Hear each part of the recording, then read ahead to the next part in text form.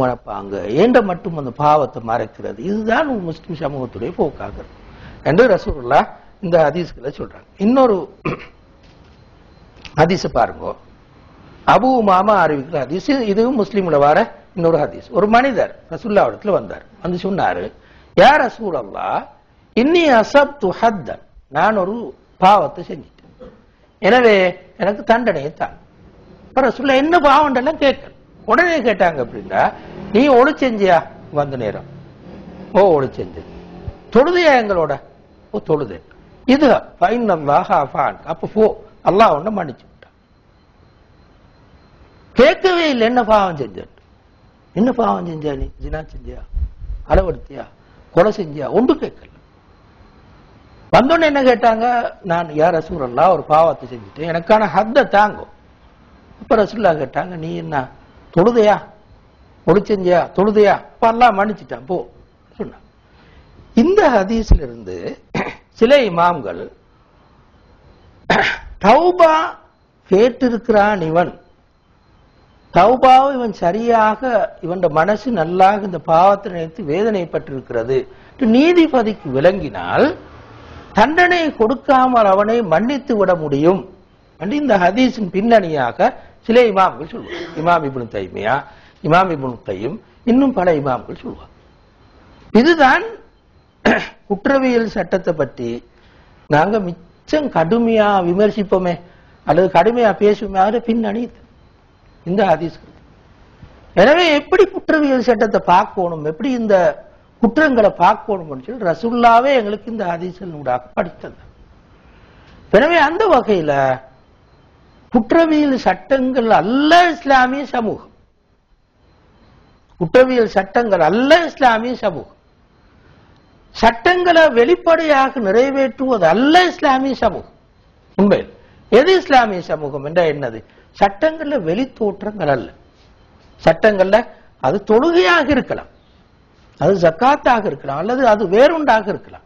இந்த வெளி தோற்றம் அல்ல உண்மையில சட்டம்.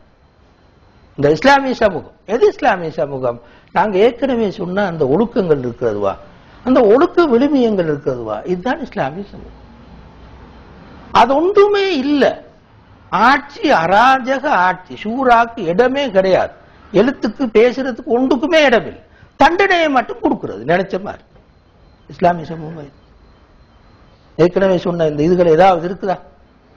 ஒழுக்க விழுமியங்கள் ஒன்றுமே இல்லாத ஒரு சமூகத்தில் இந்த சட்டங்களை நிறைவேற்றி தன்னை இஸ்லாமிய சமூகத்தில் இருக்கிறது என்ன அர்த்தம் இருக்கு என்றுதான் நாங்கள் இதிலிருந்து வளர்க்கிறோம்.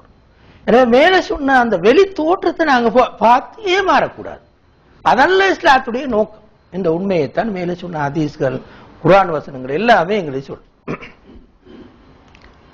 இப்ப நாங்க வருவோம் இரண்டாவது, நவீன கால பிரிவுல இஸ்லாத்தை நடைமுறைப்படுத்துதல் அல்லது சட்டங்களை நடைமுறைப்படுத்துதல் என்னது நாங்க பார்ப்போம். பாருங்க, முதலாவது நாங்க பார்க்கணும் என்றால் சமூகத்தை தயார்படுத்தணும். அது எப்படி தயார்படுத்தலாம்? நம்பிக்கை, வணக்க வழிபாடுகள், ஒழுக்கம், இந்த 3 விஷயங்கள் ஊடாகத்தான் தயார்படுத்தலாம். இதுதான் முதலாவது விஷயம். அதை தயார்படுத்துற வழி என்னது? அதுக்கான நிறுவன அமைப்புகள் எங்கள்கிட்ட இருக்கும். பாப்பக்கும் உம்மக்கும் குடும்பத்துள்ளுக்கும் எவ்வளவு தூரத்துக்கு பிள்ளைகளுக்கு நம்பிக்கைகளை படிச்சு கொடுக்கலாம், எவ்வளவு தூரம் வணக்க வழிபாடுகள்ல ட்ரெயின் பண்ணேலும் அவ்வளவு அறிவு இருக்குதா உம்மக்கும் வாப்பக்கும்? அந்த உம்மையும் வாப்பையும் அப்படி ட்ரெயின் பண்ணும்.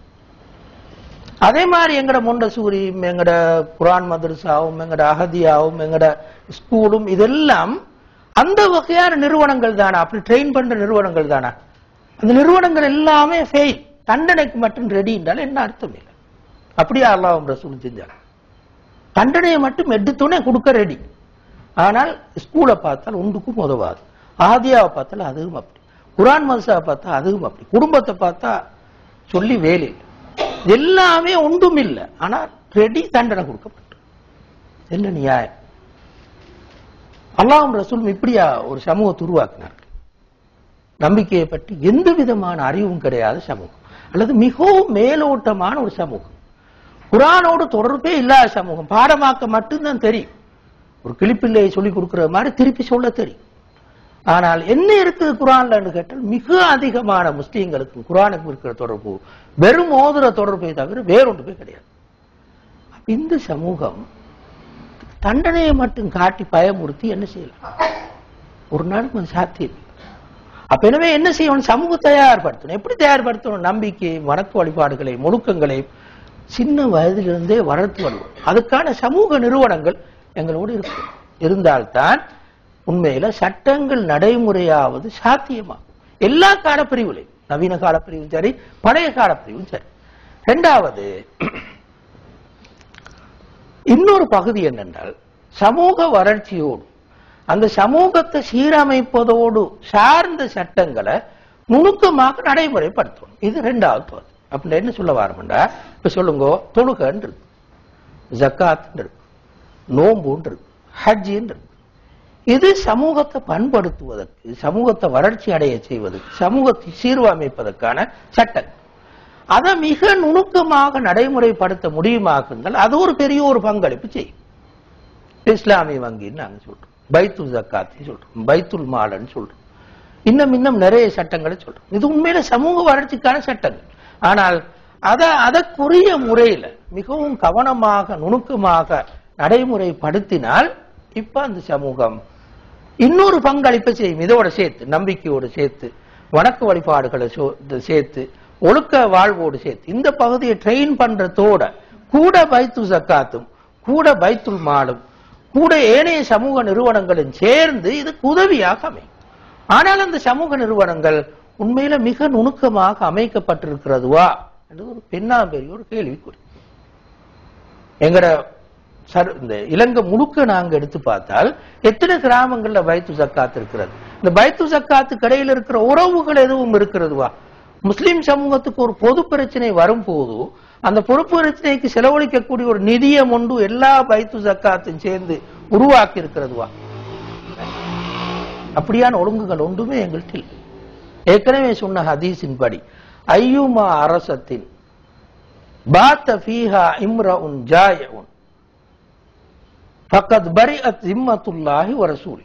ஒரு பிரதேசத்தில் இருக்கிற ஒரு மனிதன் பசித்திருந்தா அல்லாஹ்வும் ரசூலும் அந்த பிரதேச மக்களை விட்டு நீங்கி கொள்கிறார்கள். எல்லா பிரதேசங்களையும் இந்த மக்கள் இருக்கிறார்கள், பசிச்ச மக்கள் எல்லா பிரதேசங்களையும் இருக்கிறார்கள். பசிப்பதற்கான எல்லா காரணிகளையும் வைத்து விட்டு எப்படி அவனை ட்ரெயின் பண்ணல? எனவே இது இரண்டாவது முக்கியமான விஷயம். மூன்றாவது ஆக முக்கியமான இன்னொரு விஷயம் என்றா சாதகமான சர்வதேச சூழல். இது அடுத்த முக்கியமான விஷயம். உங்களுக்கு தெரியும், நாங்க வாழ்ற இந்த உலகத்துல எந்த ஒரு நாடும் தனி முடிவுக்கு வருவது மிகவும் சிரமம்.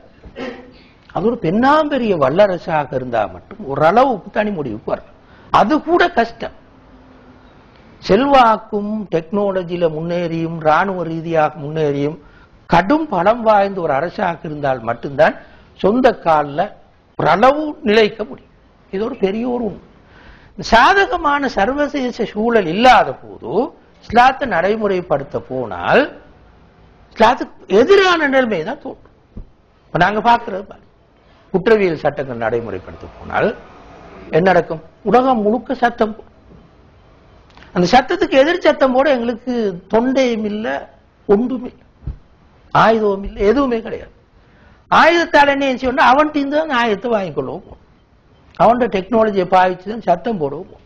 எங்கள்கிட்ட இருக்கிறது சர்வதேச சூழல் சாதகமான சூழல் இல்லை. சர்வதேச சட்டங்கள் சாதகமான சட்டம் எங்களுக்கு சாதகமா எங்களோட விருப்பு வெறுப்புகளுக்கு ஏற்ப இருக்கிறதான்னு பார்த்தா அதுவும் அரசியல் சட்டங்கள் எங்களோட சமூகத்தை தெரியும், எங்களோட இஸ்லாம் உலகத்தை உங்களுக்கு தெரியும். மன்னர்களும் ஏற்கனவே பயங்கர சர்வாதிகாரிகளும் ஆண்ட சமூகம் தான் எங்களோட நாட்டில் இருக்கு. எங்களோட எகிப்திலையும் லிபியாலையும் யமன்லையும் ஏனைய பல நாடுகள்லையும் ஏற்கனவே இருந்தவர்கள் 50 வருஷம் 40 வருஷம் 30 வருஷமா சர்வாதிகாரிகள் ஆட்சி, நாட்டையை திண்டு சீரழிச்சு நாசமாயிட்டு போன ஆட்சி. இப்ப ஏனைய மன்னர்கள் வாழுகின்ற இன்னும் கொஞ்சம் நாடுகள் இருக்கு. இந்த நாடுகள் இருக்கிற அரசியல் சட்டமே மனிதனுக்கு சுதந்திரமா சிந்திக்க, பேச, எழுத இடம் கொடுப்பதில்லை. சர்வதேச சட்டங்கள் மதித்து வாழ வேண்டிய நிர்பந்தம் இந்த ஐக்கிய நாடுகள் சபையோடு, IMF-ஓடு, உலக வங்கியோடு, இந்த நிறுவனங்களோடு எல்லாத்தோடைய சேர்ந்து இயங்க வேண்டிய நிர்பந்தம். அது வட்டியாக இருந்தாலும் எதுவாக இருந்தாலும் தவிர்க்க முடியாம இயங்க வேண்டிய நிர்பந்தம். அது ஒரு சமூக நிர்பந்தமாக மாறி போயிருக்கிற சூழல். இந்த சூழல்ல இஸ்லாத்தை நடைமுறைப்படுத்தினால் அதுக்கு நேர் எதிர் விளைவு தான் கண்டிப்பாக வரும். நாங்க பார்க்கிறோம், அமெரிக்காவில் 1000 குற்றம் நடக்கும், எத்தனையோ அரசியல் அநியாயங்கள் நடக்கும், அது ஒன்றும் டிவிக்கு வராது. சின்ன ஒரு நிகழ்ச்சி ஒன்று சவுதியில் நடக்கும், உலகம் முழுக்க சத்தம் கேட்கும். ஏன் அது இஸ்லாத்துக்கு எதிர் சூழல் ஒன்றுதான் சர்வதேச ரீதியாக முழுக்க. இந்த எதிர்ச்சூழலை புரிந்து கொண்டுதான் சட்டத்தை நடைமுறைப்படுத்துவோம். ரசூல்லா இஸ்லாஸ்மாங்களை பாருங்க, ரசூல்லாவிடத்துல வந்து சஹாபாக்கள் சொன்னாங்க, அப்துல்லா இப்னு உபை ஒரு கடுமையான ஒரு முனாஃபிக், ரசூல்லாவுக்கும் தெரியும் சஹாபாக்களுக்கும் தெரியும். அண்டர் கிரவுண்ட்ல எத்தனையோ எதிர் வேலைகளை செய்து கொண்டிருக்கிறார். ரசூல்லாவிடத்துல வந்து சொன்னாங்க, யார் ரசூலுல்லாஹ் ஏன் பார்த்து கொண்டிருக்கிறீங்க, உனக்கு கொலை செஞ்சால் தான் இந்த ஃபித்னா நிற்கும், ஒரே இந்த நேரம் குழப்பி இருக்கிறார். ரசூலுல்லாஹ் என்ன சொன்னாங்க, நான் ஏன் கொலை செய்யாம இருக்கிறேன் என்றால், அஹாஃபு அன் யதஹத்தஸ அன்னாஸ் அன்ன முஹம்மதன் யக்துலு அஸ்ஹாப, முஹம்மது அவருடைய தோழர்களை கொலை செய்கிறார்கள் என்று மக்கள் பேசுவார்கள் என்பதற்கு நான் பயப்படுகிறேன் சொன்னார். அப்ப என்னது, அதனால இப்படி எங்கள்கிட்ட இருக்க மாதிரி டிவியோ ரேடியோவோ அது இதோ ஒன்றுமில்லை, வெறும் வாய் பேச்சாத்தான் போகும். அப்பவும் சுத்தி இருக்கிற மக்கள் அப்படி பேசினால் இஸ்லாத்துக்கு எதிரி சூழல் ஒன்று உருவாக்கும், இஸ்லாம் பரவுவது தடையாகும். எனவே அந்த முனாஃபிக்கை பொறுத்து கொள்வோம் என்று சொல்ல பொறுத்து கொண்டார். இதே போலதான் இப்போ இந்த சூழல்ல திடீர் என்று சொல்லி சமூகம் தயார் இல்ல, நம்பிக்கை ரீதியா வளர்க்கவும் இல்ல, வணக்க வழிபாடுகள் ரீதியா வளர்க்கவும் இல்ல, ஒழுக்க ரீதியாக வளர்க்கவும் இல்ல, சமூகம் டெக்னாலஜி அடிப்படையில் பலவும் இல்லை, ஒன்றுமே இல்லாத நேரம் தூக்கி இந்த சட்டங்களை திடீரென்று போட்டால் முழு உலகவுமே எதிர்ப்பு சூழ்நிலைக்கு மாறிவிடும். இந்த எதிர்ப்பை சமாளிக்கிறதுக்கே காலம் போயிடும். நாங்க இஸ்லாத்தை சொல்றது எப்படி போனாலும் என்றதான் நாங்க இங்க அவதானிக்க வேண்டிய விஷயம். அடுத்த விஷயம் என்னண்டா, இன்னொரு இஸ்லாம் சொல்ற ஒரு ஆக முக்கியமான விஷயம், குற்றங்களில் ஈடுபடுவதற்கான காரணிகளை நீக்குது. இது ஆக முக்கியமான இன்னொரு விஷயம். குற்றங்கள்ல ஈடுபடுவதற்கான ஒரு காரணம் ஆபாச சூழல். இது உலகம் முழுக்க இருக்கிற ஒரு பயங்கரமான ஒரு நோய். இன்டர்நெட் எடுத்தாலும், ரேடியோ எடுத்தாலும், பேப்பர் எடுத்தாலும், மேகசின் எடுத்தாலும், ரோட்ல போனாலும், எங்க போனாலும் ஒரு பெரிய ஒரு பயங்கர ஆபாச சூழல் ஒன்று இருக்கு. இந்த பயங்கர ஆபாச சூழல் அப்படியே திறந்து விட்டுட்டு தண்டிச்சால் எப்படி நியாயம் சொல்றது? நான் ஏற்கனவே சொன்னது மாதிரி சூரத்து 100ல ஒரே ஒரு வசனம் தான் ஜினாவை பத்தி, அதுக்கான தண்டனை 100 கசையடி. பிறகு சொன்னது என்னது, அவ்வளவுமே அந்த தண்டனை ஜினாவுக்கு இட்டு செல்கின்ற வழிகளை மூடுதல். நான் கங்கால் இருக்கிற எல்லா அவசரம் அதொண்டே மூடாம தண்டிச்சால் என்னவாகும்? ரெண்டாவது பாருங்க, எல்லா சமூகங்கள்லையும் அது ஒரு சிறுபான்மை நாடாக இருக்கேலும் அல்லது பெரும்பான்மை நாடாக இருக்கேலும் எந்த நாடுகளை நாங்க அவதானித்தாலும் காண்கின்ற இன்னொரு முக்கியமான விஷயம்தான் இந்த மன அழுத்தத்துக்கான காரணிகள். மன அழுத்தத்துக்கான காரணிகள் சரி கூட ஒரு ஒரு வாப்ப எடுங்கோ, அவர மன அழுத்தம், என் பிள்ளைகளை எப்படி வளர்க்கறது, எப்படி படிப்பிக்கிறது, நான் எப்படி வீடு கட்டுறது, என் பொம்பளை பிள்ளை எப்படி கல்யாணம் முடிச்சு கொடுக்கறது, இது அவருக்கு ஒரு பெரிய ஒரு மன அழுத்தமான காலப்பிரிவு. நான் காட்டுறேன் லேசாக இன்றைக்கு எதையுமே செய்ய முடியாத ஒரு காலப்பிரிவு. மிகவும் இலகுவாக படிக்க இயலுமா, லட்சக்கணக்கு செலவழிக்கும். நல்ல ஒரு நிலைக்கு ஒரு பிள்ளையை மாத்தூரமாக இருந்தால் லட்சக்கணக்கு செலவழித்தான் ஆகும். தவிர்க்க முடியாத அப்படியான ஒரு சூழல்ல நாங்க வாழ்றோம். அதே மாதிரி ஒருவர் படிக்கிற ஒரு மாணவன் எடுக்கும், அவனுக்கு அதே மாதிரியான ஒரு மன அழுத்தம். ஒரு நாளும் அவன் ரெஸ்டா அழகா இருக்க சரி கஷ்டம். சின்ன வயசுல இருந்தே டியூஷன் ஸ்டார்ட் பண்ணிட்டு, பிறகு எங்கட நாடுகளை மாறி இருக்கிற நாடுகள் அந்திக்கு மதரசாவுக்கு போகும், சில நேரங்களில் குரான பாடமாக்கவும் கொண்டு வந்து போட்டு இந்த எல்லா சுமையும் ஒரு சின்ன தலையில ஏற்றி விட்டுருவோம். ஏற்றி விட்டால் மன அழுத்தத்தின் காரணமாக மனிதன் குற்றச்செயல்களின் பால் ஈர்க்கப்படுவான்னு சொல்றது சைக்காலஜிக்கலி ஒரு நிறுவப்பட்ட ஒரு உண்மை.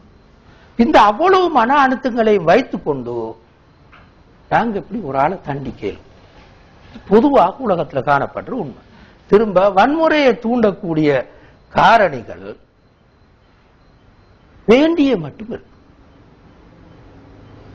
வெறுமனே கார்ட்டூன்ல இருந்து ஸ்டார்ட் பண்ணி, சின்ன பிள்ளைகள கார்ட்டூன்ல இருந்து ஸ்டார்ட் பண்ணி வன்முறையை தூண்டக்கூடிய செயற்பாடுகள் சரிக்கூட இடத்தை நான் காண்றோம்.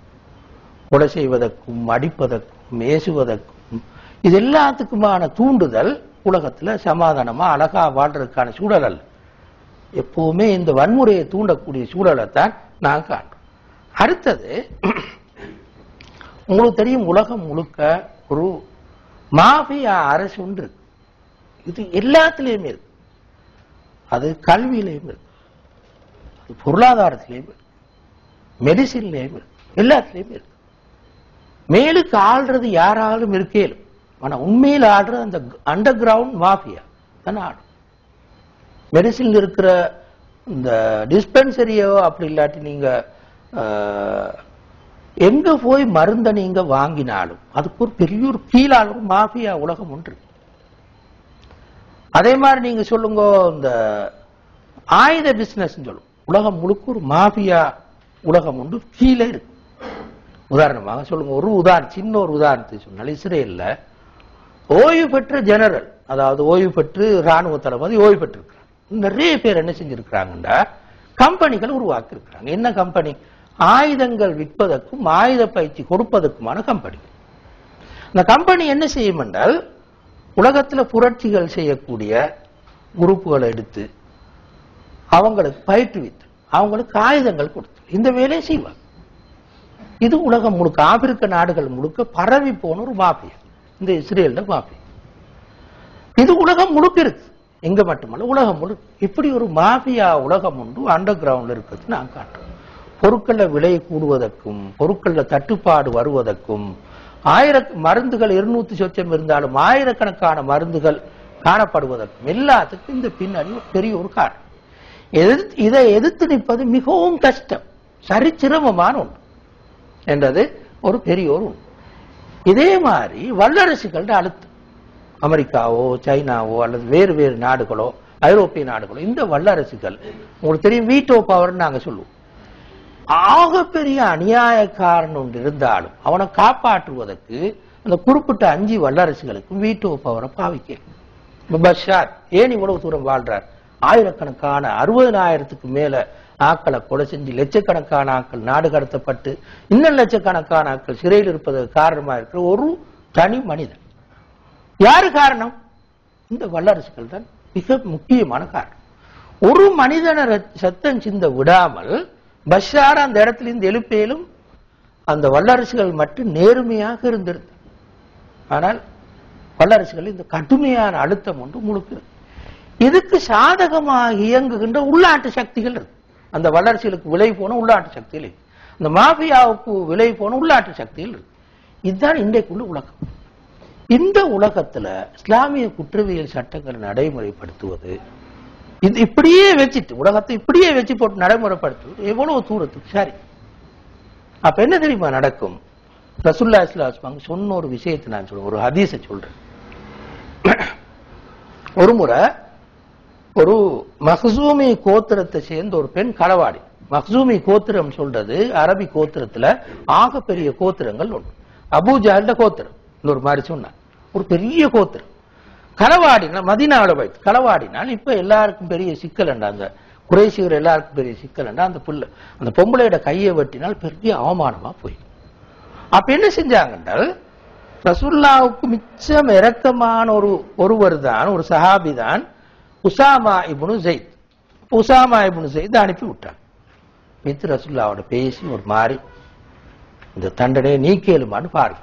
அப்ப உசாமா வந்து ரசூலுல்லாஹ்வோட பேசினா ரசூலுல்லாஹ் கேட்டாங்க, அதஷ்ஃபஉ யா உசாமா ஃபீ ஹத்தின் மின் ஹுதூதில்லாஹ், அல்லாஹ் தஆலா இட்ட கட்டளைக்கா நீ பரிந்துரை செய்ய வந்திருக்கிறாய் கேட்டாங்க. அதோட நிக்கல், எல்லாரையும் கூப்பிட்டு உட்கார வச்சு ஒரு ஸ்பீச் ஒன்று செஞ்சாங்க. அதோட நிக்காம அவங்கள்ட்ட மட்டும் பேசிட்டு நிக்கல்.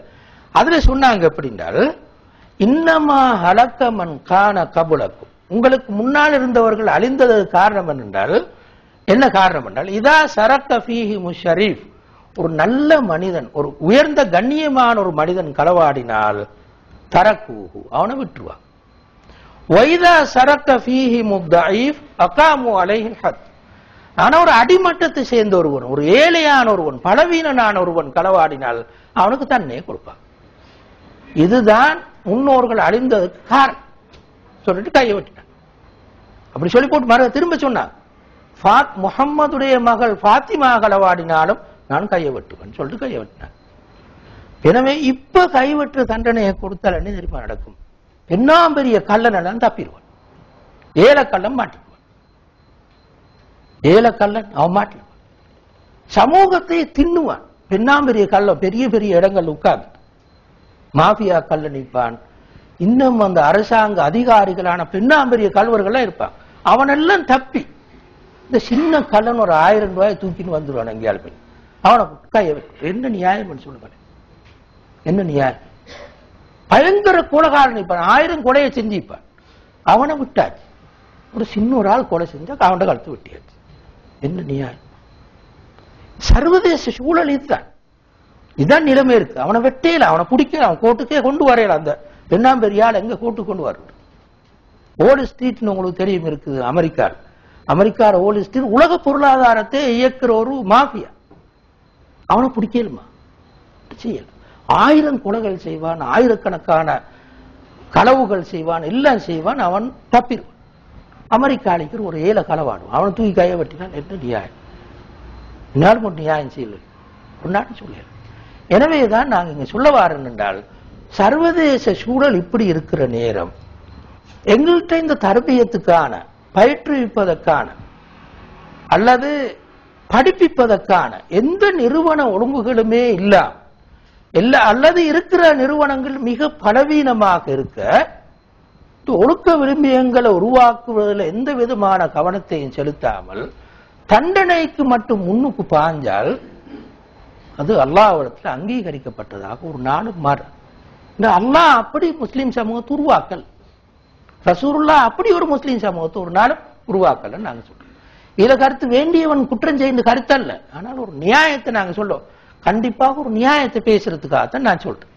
ஒரு பெரிய ஒரு நியாயம் என்றால், ரசூலுல்லாஹ் உருவாக்கின அந்த சமூக ஒழுங்கு எப்படி உருவாக்கி வந்தார்கள் என்ற ஒழுங்கு. பிறகு முஸ்லிம் சமூகத்தின் உண்மையான தோற்றம் என்னது? இந்த வெளி தோற்றங்கள் அல்ல. இப்போ ஒரு மனுஷி ஃபர்தா உடுத்து, இப்ப ஃபர்தா பிழை அல்ல, ஆனால் அவக்கு புள்ளைய வளர்க்க தெரியாம இருக்கு, அவ கணவனோட உறவாடுவது எப்படின்னு தெரியாம இருக்கு. ஃபர்தா உடுத்து என்ன செய்யன்னு சொல்லுங்களேன். உடுக்க வானன்னு சொல்ல உடுத்து நீ கட்டும். ஆனா என்ன என்ன அல்லாஹ் அதுக்கா சொன்னான். அதான் அடிப்படையான விஷயம். ஃபர்தா அழகா உடுத்து இப்ப புள்ளைய வளர்க்கவும் தெரியும், கணவனோட பழக்கவும் தெரியும், எந்த நாளும் வீட்டுக்கு சண்டையும் பிரச்சனையும் என்றால் என்ன கருத்து அதுக்கு? நல்ல ஒரு தொழுகையாளி முன் வரிசையில் நிற்பார், ஆனால் 5% செலவழிக்க மாட்டார். இவர் தொழுகைக்கு என்ன பொருள்? ஃபவைலுல் முஸல்லின் தான் தொழுகை பொருள். எனவே வெறும் வெளித்தோற்றங்களை வைத்து ஏமாறுவதில் அர்த்தம். அல்லாஹ் அந்த வெளித்தோற்றங்களை அல்ல சொன்னான், அல்லாஹ்வே சொன்னான், லைஸல் பிர்ர அன் துவல்லு உஜூஹக்கும் கிபரல் மஷ்ரிக் வல் மக்ரிப். மேற்குக்கு கிழக்குக்கு நீங்க திரும்பி எது சரியான கிபிலான்னு பார்த்து நூலுக்கு வைக்கிறதல்ல நன்மையான காரியம். அல்லாஹ்வே சொன்னான். அது வாஜிபாக இருந்தும் கூட. எனவே நாங்க முதலாவது எங்கிருந்து ஸ்டார்ட் பண்ணணும் என்றால், இந்த படிப்பித்தலுக்கும் தரபியத்துக்குமாறு நிறுவன ஒழுங்குகள் எவ்வளவு தூரம் எங்கள்கிட்ட பலமாக இருக்கிறது அதில் இருந்தால் நாங்கள் ஸ்டார்ட். அதெல்லாம் பலவீனமாக இருந்தால் தண்டிச்சு முடியாம போயிருமே. ஒரே தண்டிக்க இந்த நாடு 100 காசு அடி, 50 காசு அடி, கையை வெட்டுறது, இந்த நாடு தூக்குல ஏத்துறது, இதுதான் சமூகம் அப்படியே சீரழிஞ்சிட்டு. அப்ப இந்த பின்னணியில தான் நாங்க சொல்றோம், ரசூலுல்லாஹ் ஸல்லல்லாஹு அலைஹி வஸல்லம் அவங்க எழுப்பின அரசு, அவங்க உருவாக்கின சமூகம் இந்த பின்னணி அப்படியே பின்பற்றி வந்து சர்வதேச சூழல் அவதானிச்சு ஒரு வல்லரசாக மாறி, நாங்க எல்லாரும் பார்த்தோம், வல்லரசாக மாறி நடைமுறைப்படுத்தினாங்க. ஒரு சிக்கலும் இருக்கு. இப்ப அப்படி அல்ல. எங்களுக்கு தெரியும், உலகம் முழுக்க எவ்வளவு தூரத்துக்கு இஸ்லாமிய சட்டங்களும் இஸ்லாமிய நடைமுறைகளும் ஆக படுமோசமாக விமர்சிக்கப்படுறதுன்னு எங்களுக்கு தெரியும். உலகம் முழுக்க மட்டுமல்ல, எங்கட சும்மா சிங்கள ஆக்களோட வெப்சைட் எடுத்து கொஞ்சம் அப்படி பாருங்களேன். சொல்ல வேண்டிய அவசியமே இல்லை. உதாரணத்துக்கு ஒரு போட்டோவை போட்டிருந்த ஒரு வெப்சைட்ல நோம்புன்னு போட்டிருக்கிறார். நோம்பு போட்டு ஒரு பெரிய ஒரு இந்த சாப்பாட்டு வகையறாக்களை வச்சு ஒரு மேசை ஒன்று போட்டி, பக்கத்தில் ஒரு ஆள் அப்படியே வயிறு இப்படி வீங்கி கீழே விழுந்து படுக்கிறார். என்ன சொல்ல வாரண்டா, இவ்வளவு தின்றுட்டு தான் இந்த ஆக்கள் நோம்பு பிடிக்கிறது, இதுதான் நோம்புன்னு காட்டு. இதுல உண்மையும் இருக்கு. பொய்யும் அல்ல, முழு பொய் அல்ல, உண்மையும். இதை நாங்க அடுத்த ஆக்களுக்கு காட்டிக்கிற இஸ்லாம். நீ பாருங்க, வெப்சைட்டுகளை பாருங்க, இப்படி இஸ்லாத்தை படி பட்டு மோசமான விமர்சனங்கள் போற காலப்படி. நாங்க என்ன செய்யறோம், இன்னும் கொஞ்சம் அவனுக்கு பாயிண்ட்ஸ் போட்டு இன்னும் கொஞ்சம் அவன் பேசட்டும் சொல்றதுக்கு மாதிரி நாங்க எங்களுடைய வேலைகளை செஞ்சால் எங்க இருக்கும் இஸ்லாத்தை எப்படி